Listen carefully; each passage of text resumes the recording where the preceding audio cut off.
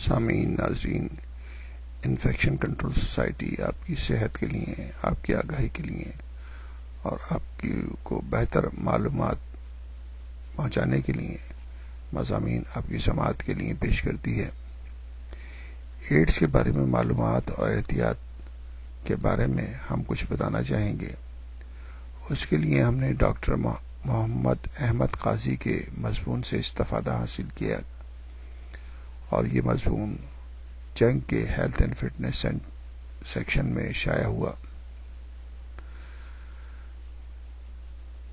1981 میں امریکہ میں AIDS HIV کے پہلے مریض کی ڈائگنوسس کے چند برس بعد انڈیا اور تھائی لینڈ کی طرح یہ مرض 1986 میں پاکستان میں انفیکشن کنٹرول سوسائٹی کے ایک ڈاکٹر رفیق حنانی نے ایک افریقی ملاح کی صورت میں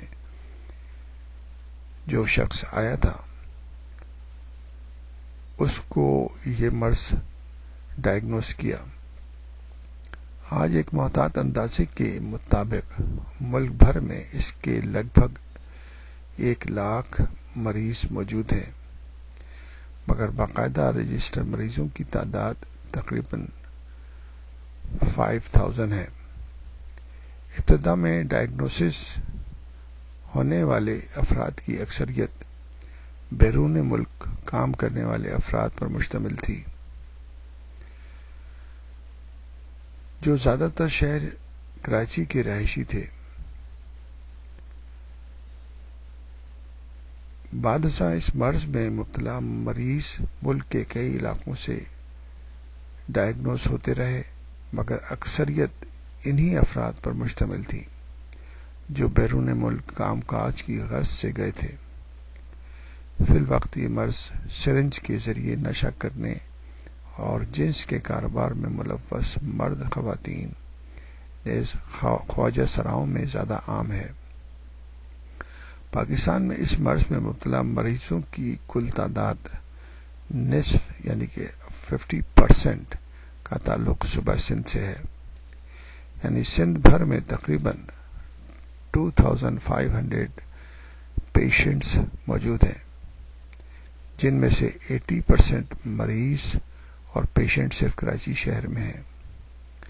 واضح رہے کہ سندھ میں اس مرض کا پہلا حملہ 2003 میں تاریخ شہر لاڑکانہ میں ہوا، جہاں سوئی کے ذریعے نشہ کرنے والے متعدد افراد اس مرض میں مبتلا پائے گئے۔ یہ کہنا غلط ہوگا کہ یہ مرض کا حملہ ہوا، حالانکہ ان افراد کے اندر مرض پہلے سے ہی پھیل رہا تھا اور پہلے سے ہی موجود تھا، صرف ڈائگنوسس جو ہے 2003 میں ہوئی۔ پاکستان میں اس مرض کے پھیلاؤ کے ذرائع کو دیکھتے ہوئے حکومت نے عالمی اداروں کی امداد اور تعاون سے 1995 میں نیشنل ایڈز کنٹرول پروگرام کا آغاز کیا اور اس مرض کی روک تھام اور علاج معالجے کی سہولت کے لیے دارالحکومت سمیت ملک کے تمام صوبوں میں ایڈز کنٹرول پروگرام کے مراکز قائم کیے۔ صوبہ سندھ میں یہ سندھ ایڈز کنٹرول پروگرام کے نام سے خدمات انجام دے رہا ہے۔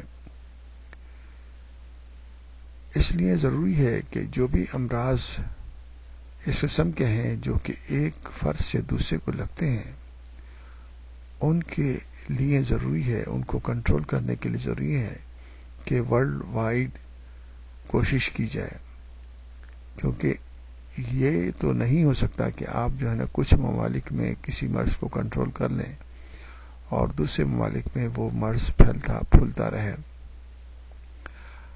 آج کل کے دور میں ٹرانسپورٹ کے ذرائع اتنے آسان ہو گئے ہیں اور سہولتیں اتنی عام ہو گئی ہیں کہ کسی مرض کو دوسرے ملک پہنچنے میں کوئی دیر نہیں لگتی۔